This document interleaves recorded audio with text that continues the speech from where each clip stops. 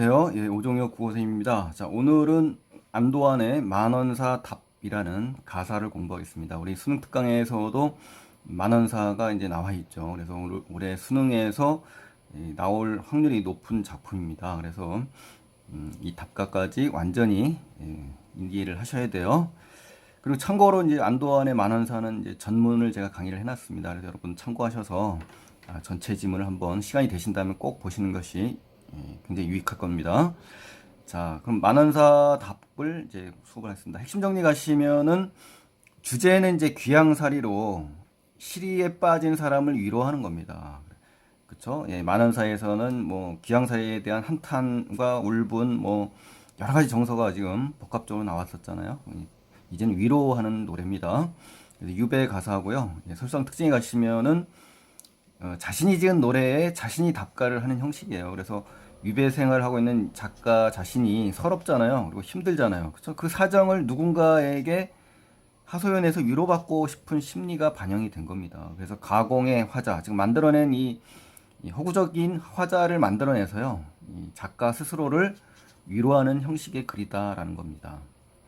그리고 서리법을 활용해가지고 화자의 의도를 강조하는 효과를 이제 보이는 부분이 많이 나왔고요.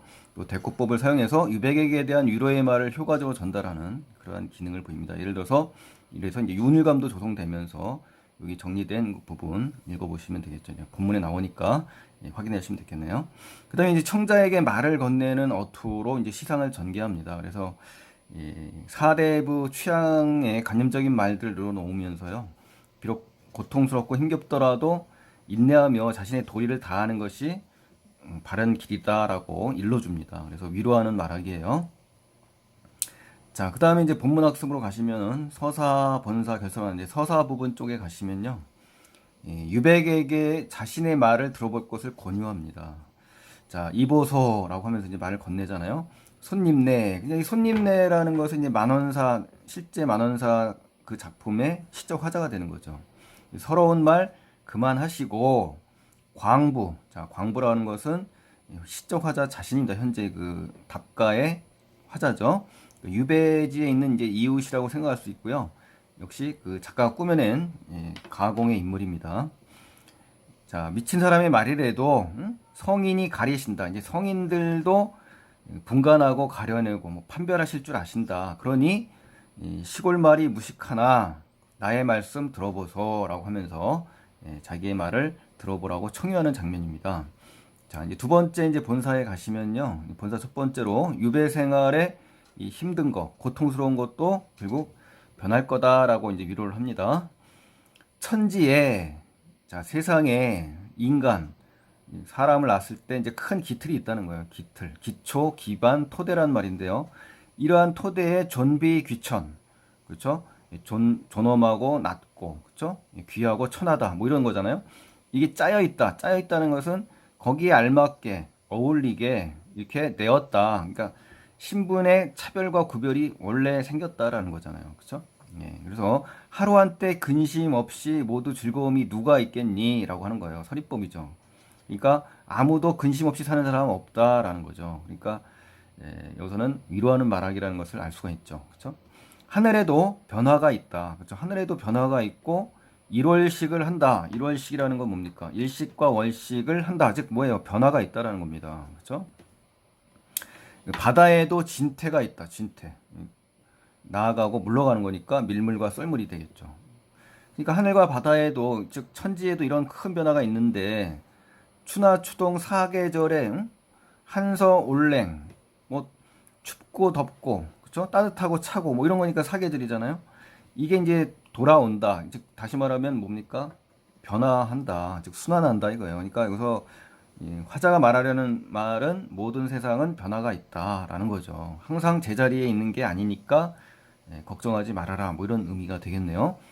자, 여기 하늘, 바다, 사계절의 변화, 즉 자연의 대자연의 순환을 의미하는 거잖아요. 그러니까 이런 것처럼 귀양살이의 처지와 상황도 바뀔 수 있으니까 걱정하지 말아라. 뭐 이런 얘기죠.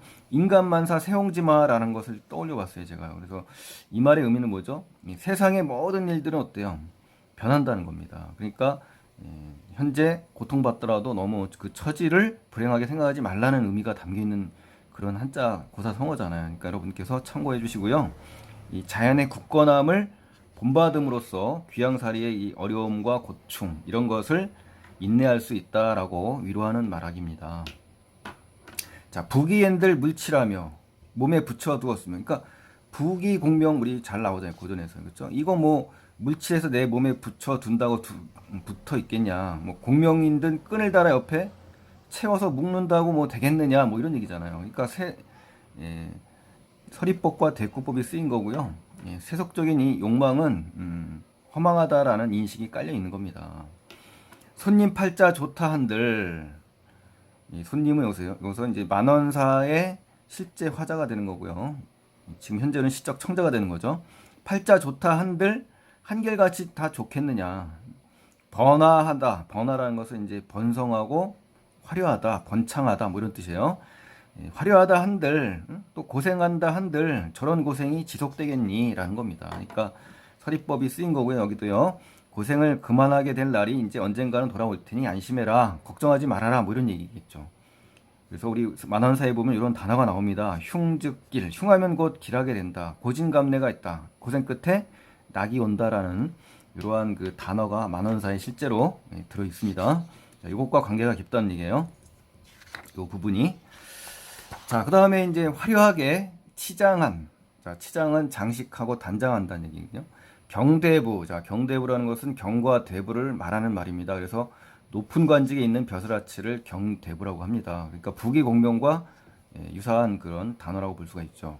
높은 신분 귀공자도 섬고생 다 끝내고 천은을 입어서, 즉 임금님의 은혜를 입어서 다시 복지겠다 또는 뭐 풀려났다 뭐 이런 얘기겠죠. 그러니까 당신도 그렇게 걱정만 하지 말고 희망을 가져라 라는 그러한 의도가 깔려 있는 거죠.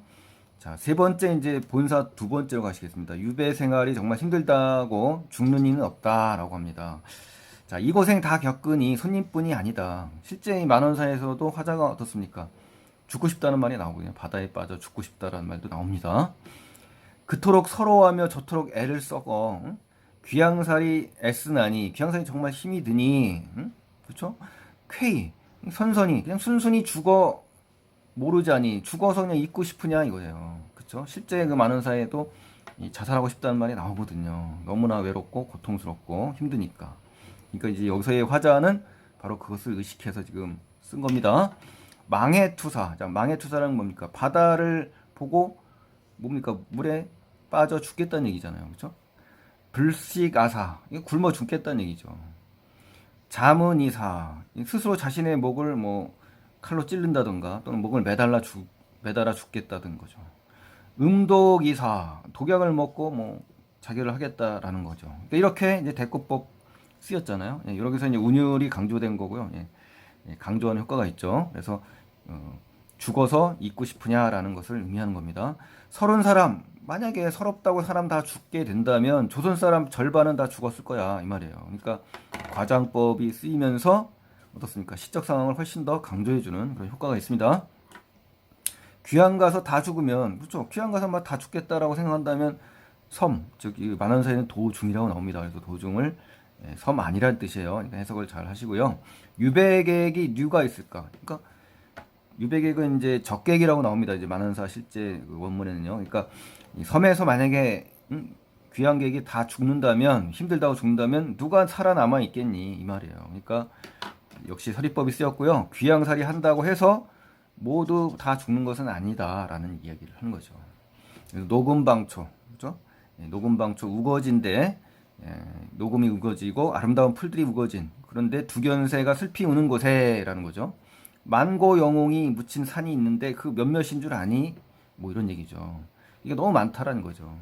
영웅들이 묻힌 산들의 그 묘지 뭐 이런 거 되겠죠. 그런 산들이 많이 있다라는 거죠. 그러니까 서러워 죽은 무덤 없고 그 무덤들을 보면 서러워서 죽은 사람 없다. 그리고 애써 자기가 죽으려고 해서 죽은 시체 없네 이 말이에요. 그러니까 역시 이 부분도 화자가 청자에게 지금 뭐 하는 겁니까? 위로하는 말학입니다. 그래서 역사적으로 볼 때 서럽거나 애쓴 일 있다 해서 죽은 사람 없다, 자살한 사람 없다 이거예요. 귀양살이가 어렵다 해서 많은 사람이 이겨냈어 이 말이에요. 그러니까 이 귀양살이가 어려움이 영웅들이 겪는 필수적인 통과의례 과정이었었다. 그러니까 너무 그 힘겨워하는 그 과정 속에서 자결을 하거나 이런 쓸데없는 짓을 하지 말아라라는 그러한 의도의 말이죠. 자, 이제 네 번째, 이제 본사 세 번째를 가겠습니다. 고향에 있는 사람들에 대한 그리움이 가장 힘들다, 이 얘기입니다. 자, 고향에 있는 그 가족, 그죠? 가족들에 대한 그리움 때문에 너무 힘들다라는 얘기인데요. 손님 얼굴 보아하니, 자, 손님은 시적 청자, 즉 만원사의 실제 주인공입니다. 화자예요. 피골상년, 자, 피골이 상접하다라는 말 들어보셨죠? 그러니까 살가죽과 뼈가 맞붙을 정도로 매우 뭐예요? 말라 있는 상태입니다. 그래서 이 모습은요, 이 시적 화자, 아니 시적 청자 중에서 손님, 이 내적 고뇌를 알 수가 있고요. 귀양살이로 몸이 아주 바싹 마른, 그죠? 야윈 모습을 의미하는 겁니다. 그래서 화자가 청자에게 이야기를 하는 겁니다.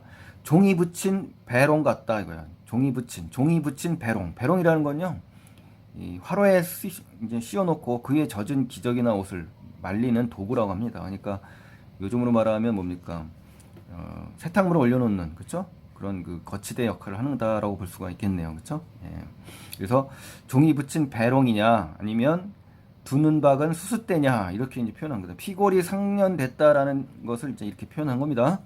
아니면 15리에 있는 장승이냐, 아니면 열나흘날, 그러니까 음력 정월 14일날 재용을 액막용으로 사용한다고 합니다. 실제요. 그래서 14일날 띄우는 재홍이냐, 그러니까 지푸라기로 만든 사람 모양의 물건 인형입니다. 그래서 액막이용으로 썼다고 합니다. 특히 그 병자 이런 그 사람들의 액막이용이라고 하네요. 그러니까 참고로 알아두시고요. 그래서 중요한 거는 전부 열거하는 것이 뭐다? 이 피골이 상접해서 그러한 것을 지금 어떤 거 형상화한 부분들인 거죠. 그렇죠? 말랐다는 거죠. 아니면 실성한 광인이냐, 그죠? 미친 사람이냐 이거죠. 아니면 혼이 나간 병이냐, 정신병이냐, 뭐 이런 얘기죠. 검은 눈 희게 뜨고 북녘만 바라보니, 막 이런 말이죠. 그러니까 북녘에 누가 있어요? 고향과 궁궐이 있잖아요, 그렇죠? 고향과 궁궐이 있는 쪽을 바라보고 있는 화자의 모습을 그렇게 표현한 겁니다. 그래서 여기에서는 이제 궁궐이라고 한다면 임금에 대한 그리움, 연군지정이 되겠죠. 그리고 임금에 대한 걱정, 이런 것을 이야기할 수가 있는 겁니다. 밭 가운데 허수아비 새 날리는 꼴이다 이거예요. 그러니까 당신의 모습이 이 밭 가운데 있는 이 허수아비가 새 날리는 모양처럼 보인다. 즉 비유적인 표현을 써서 손님의 처지를 드러내는 겁니다. 자, 일부러 죽지 아니해도 병이 깊게 들었으니 이 병 저 병 천만 병 중에서 그리운 게 가장 상사병이 으뜸이다 이거예요. 으뜸. 그렇죠? 그리운 병 중에서 으뜸. 가장 큰 병이 상사병이라는 거죠. 천리타양. 자, 북녘이죠. 여기서 나온 북녘이에요. 이 혈혈단신이라고 하잖아요. 의지할 곳이 없는 외로운 처지를 혈혈이라고 합니다. 혈혈단신한데 한술 물을 누가 떠주며 화타편작. 자, 화타와 편작은 중국 역사에서 아주 뛰어난 이름난 명의입니다. 명의. 화타와 편작인데 아무리 유명한 의사가 온다 한들, 다시 산다 한들, 그래서 다시 산다 한들 손님병은 어쩔 수 없다. 화타 편작이 지금 죽어 있지만 다시 살아서 돌아온다 한들 당신 병은 어쩔 도리가 없다. 상사병은 어쩔 도리가 없다라는 거죠. 직접 만나지 않는 이상은 고칠 수가 없다는 얘기래요. 자, 이로써 만원사 답을 이제 끝냈습니다. 그래서 여러분께서 그 올해 수능에 만원사가 나올 확률이 높잖아요. 많은 사람들도 그렇게 예측을 하고 있습니다. 그래서 나오든 안 나오든 일단 꼭 중요한 작품이니까 전문을 공부하시면 더 좋고요. 그렇죠? 그래서 제가 전문 강의도 올려놨으니까 꼭 한번 보시면 좋겠습니다, 여러분. 자, 오늘 도움이 되셨다면 구독 안 하신 분들은 반드시 구독을 눌러주시고요. 좋아요 버튼 눌러주시고 응원의 댓글 보내주시면 너무 감사하겠습니다. 고맙습니다.